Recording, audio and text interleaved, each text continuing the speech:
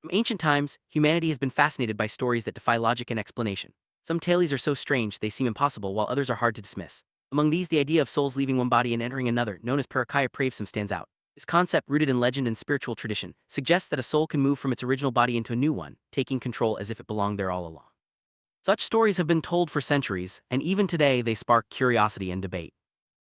Legends speak of great figures like Vikramaditya, Adi Shankara, and Arunacharanathar performing soul transference. One famous tale is of Thirumoolar, who is said to have entered the body of a herdsman and spoken sacred truths. This idea of body hopping or soul transference blurs the line between myth and reality. For some, it's a spiritual truth, for others, it's just a story. But what happens when ordinary people stumble upon such power? That's where our story begins, with two school friends, Mujal and Vicky, who become entangled in this ancient mystery. Mujal and Vicky are childhood friends, but their lives couldn't be more different. Mujal comes from a poor family, his clothes worn and his body showing signs of hardship. Vicky, on the other hand, is from a wealthy family, but his father insists he attends the local government school. Despite their differences, the boys are close, supporting each other through thick and thin. Mujal often wonders why fate has dealt them such different hands, while Vicky tries to comfort him, sometimes sharing what he can. One stormy evening, after a late class, Mujal and Vicky are caught in a downpour. With no shelter nearby, they take refuge in a mysterious cave surrounded by trees. Inside, the walls are covered with strange drawings and inscriptions. These writings describe the secrets of soul transference, rituals and methods that claim to let a soul move from one body to another. The boys, curious and a bit frightened, decide to copy the mantra from the cave onto a page in their notebook, not realizing the consequences this will bring. Back at Vicky's house, the boys are eager to test the mantra. They choose Vicky's older brother Shankar as their subject. Shankar is a college student with a tough reputation, feared by many for his rough behavior. As Shankar sleeps, Vicky and Mudal perform the ritual. To their shock, Mudal's soul leaves his body and enters Shankar. Sweat pours from Shankar as the ritual takes effect, and when he wakes, Mudal is in control. The boys are amazed, the mantra actually works.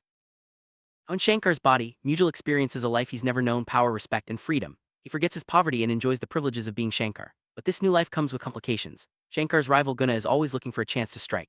The rivalry between Shankar and Guna is intense, rooted in old grudges and competition. Mudal, caught in the middle, soon realizes that living someone else's life isn't as simple as it seems.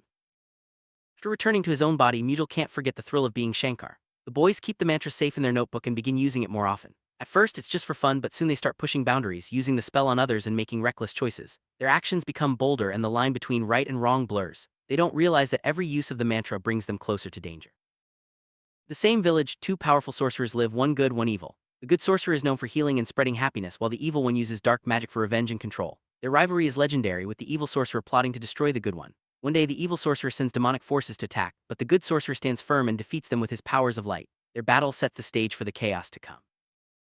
Long ago, both sorcerers lived together in harmony, using their powers to help the village. The good sorcerer brought joy and healing, inspiring others to do good. But jealousy grew in the evil sorcerer's heart. As the good sorcerer became beloved, the evil one turned to dark magic, causing trouble and seeking fame. Eventually, the villagers, with the good sorcerer's help, drove the evil one away. He found refuge in a cave where he plotted his revenge. Mujal and Vicky, still curious, return to the cave in search of more magical secrets. But this time, the evil sorcerer is waiting. He confronts the boys, terrifying them with his power. After hearing their confession, he erases their memories of the mantra and their actions. The next morning, the boys are found unconscious outside the cave with no memory of what happened. The evil sorcerer, however, is far from finished.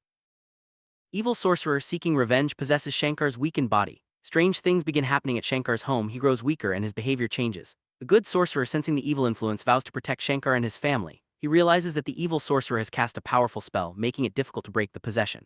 The stage is set for a supernatural battle between good and evil. Meanwhile, the spellbook containing the dangerous mantra remains hidden in the cave. A schoolmate, Bala, discovers it and becomes fascinated by its contents. He wonders about the strange changes in Shankar and the boys' connection to the cave. Driven by curiosity, Bala experiments with the spells, unaware of the risks. The evil sorcerer, now in Shankar's body, continues his search for the good sorcerer, using Shankar's family influence. Good sorcerer confronts the evil one in the cave, chanting sacred mantras to break the magical bindings. Shankar's family, desperate to save him, witnesses the supernatural battle. The evil sorcerer, provoked, leaves Shankar's body to reclaim his own. In that moment, the good sorcerer burns the evil sorcerer's body and traps his spirit in a magical glass box. The family is relieved, but the good sorcerer warns that the danger isn't over as long as the magical writings exist. Despite efforts to destroy the spellbook, fragments remain. Bala secretly preserves parts of it, believing in its power. Guna, driven by jealousy and ambition, is lured by the evil spirit's promise of revenge. He smashes the glass box, releasing the spirit, which then possesses him. The cycle of possession and chaos begins anew, as the spirit seeks to strengthen its hold by targeting Shankar's lover, Malar Viji. Now fully possessed, Shankar becomes the vessel for the evil spirit's revenge. No one suspects the truth as the spirit spreads chaos, using Shankar's body to settle old scores and create new ones. The story ends with a chilling reminder: some powers are best left untouched, and the consequences of curiosity can last for generations. The legend of the soul transference mantra lives on, a warning to all who dare to seek forbidden knowledge.